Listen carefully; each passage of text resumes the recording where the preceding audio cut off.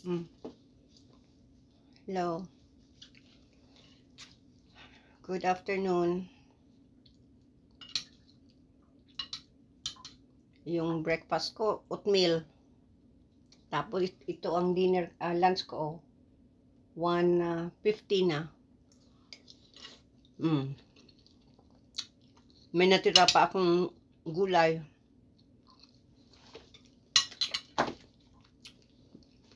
Naglinis ako sa labas. Nagwadis. At binigyan ko ng mga peanuts. Yung aking alaga. Mga squirrel. Gusto sila ng mga peanuts. Doon sa dati naming bahay na tinirahan. Marami ako doong ibon. May crow, may blue jay, may pigeon. Tapos, mayroon pang yung marami pa. Maraming maliliit na ibon. Pero ngayon, wala. Malapit pa basta kami sa park. Dapat may mga ibon dyan, pero wala. Lalo na kung winter, daming ibon. Yung mga crow, nahingi ng tinapay. Saka peanut. Ang tinapay nila, dinalagyan ko ng peanut butter.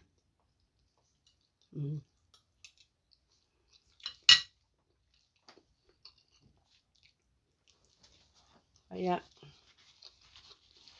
wala ditong mga ibon.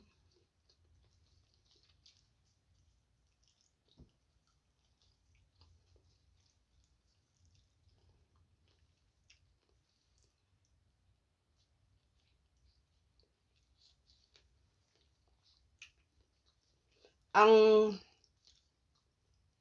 dito walang asin ito. Hindi naman maalat. Walang asin talaga.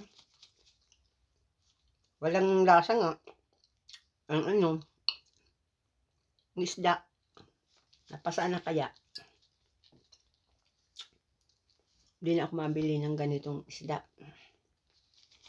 Kasi wala naman lasa. Lasang tubig. Ang daing sa Pilipinas, may lasa.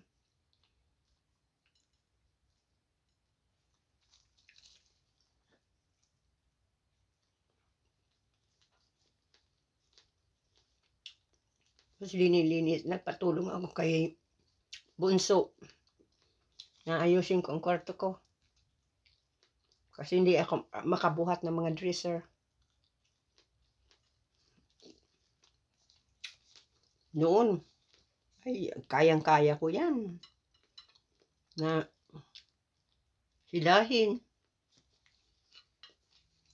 Kaya lang, hindi na pwede. Hindi ka na pwedeng magbuhat ng mga malalaka, maano yan. Grabe ang yan. Hindi mo kaya. Ang mabibigat.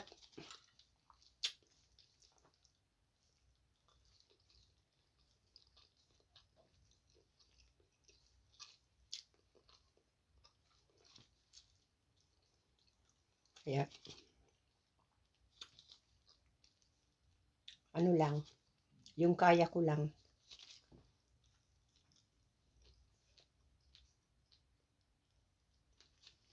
At nagwalis din ako sa labas.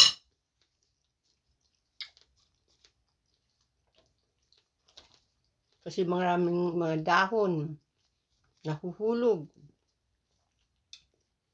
Doon sa mga punong kahoy na hindi naglalagas. Pero nahulog din yung mga dahon.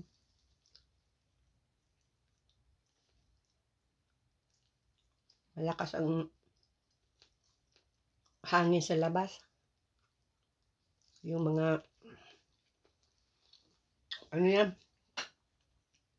punong kahoy.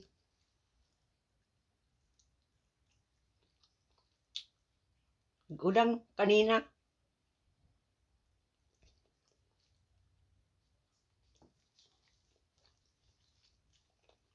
Kaya, grabe ang ano ko, i-donate ko. Pag nakaakyat ako doon sa ano, sa taas, doon sa sandik, maayos ko na yung ano yan, yung i-donate ko. Yung kahon mismo, doon ko na lang ilalagay.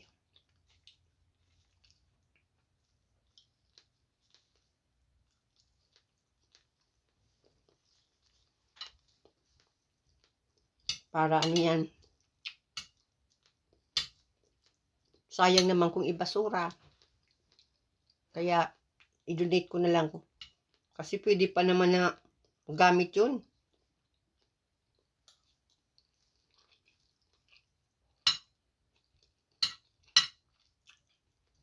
Kaya,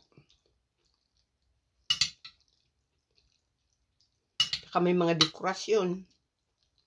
Hindi ko nabubukasan. Kasi mga frame siguro yun. Naka-ano na. Nakalagay sa ano. Sa nababalot.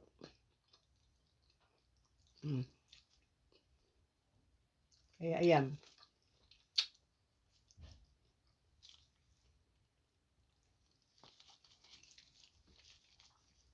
Hindi masarap ang ano. Ang daing. Daing o dalaing. Anong body.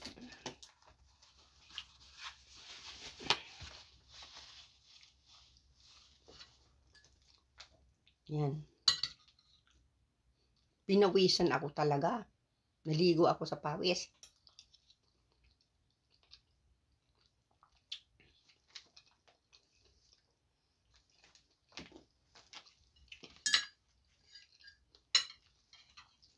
May isa pa kung ano dito oh, mangga. Galing Mexico.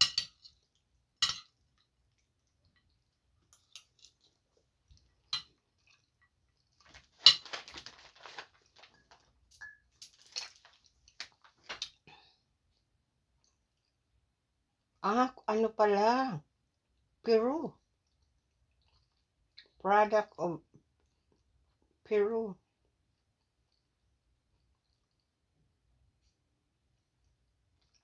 Wow. Iba ang lasa niya ng ano sa kanila. Ng ano yan? Ang yang mangga, ibang lasa.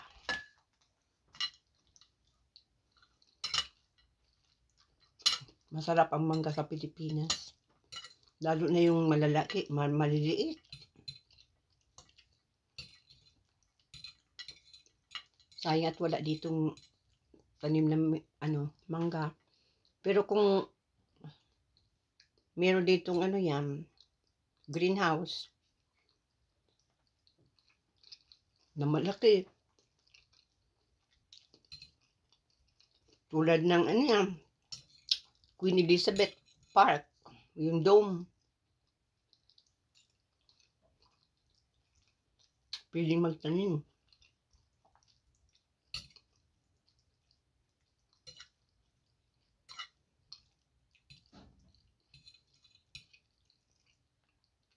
Doon palagi kami na punta sa Stanley Park, Queen Elizabeth Park.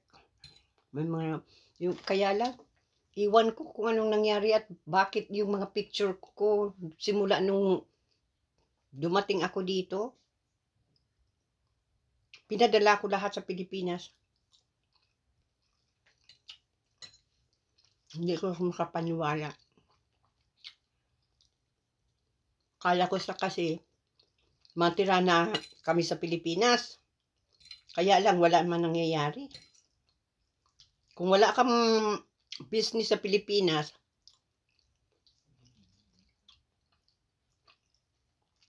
ang kahit may milyon ka, ubos yan kung wala kang business.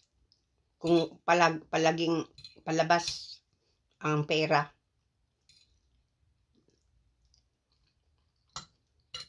Kaya, kung wala ka talagang business.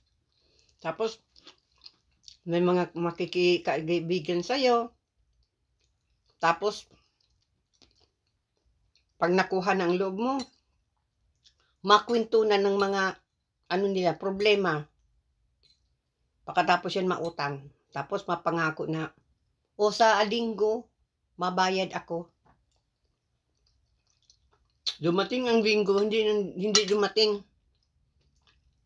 Ang gandang makiusap. May paiyak-iyak pa. Pag dumating ang linggo, nagtatago na. Ako nang mahanap-hanap.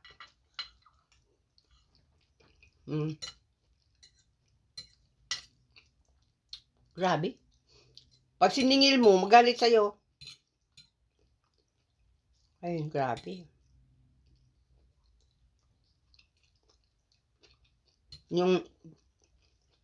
Grabe talaga. Mautang sa'yo.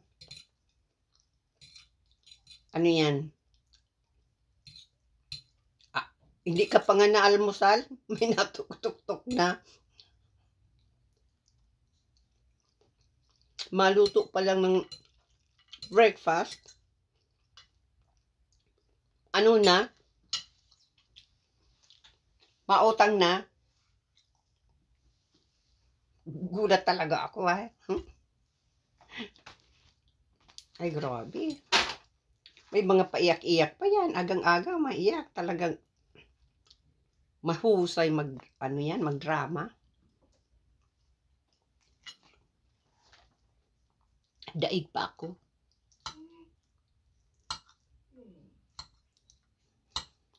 Kung ako paiyak-iyak doon sa drama lang. Hindi sa totoong buhay. Hindi ko kaya yan, mga padrama-dramang yan.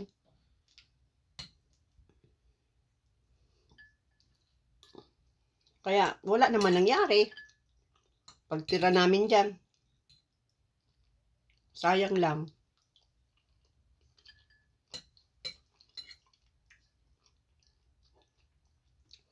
Ang pera palabas. Ay, mamaya kwento ko pag part 2. Kasi mahinto na. Grabe.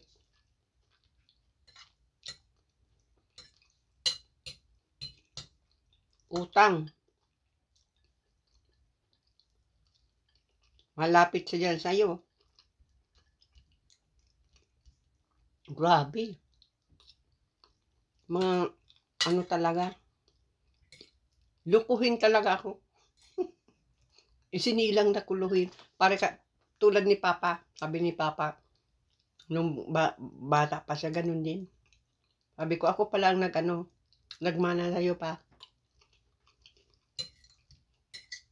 Lukuhin.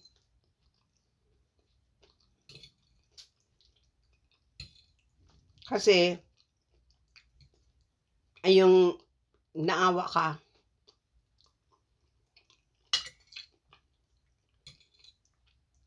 Lalo na kung may dalang bata. Tapos yung bata, hindi pa nakain.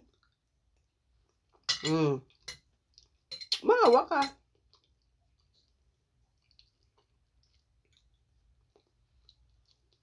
Kung wala akong guilty conscience, ay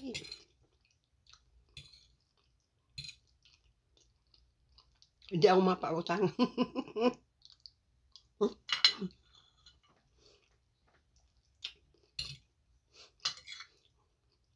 Hindi maawain.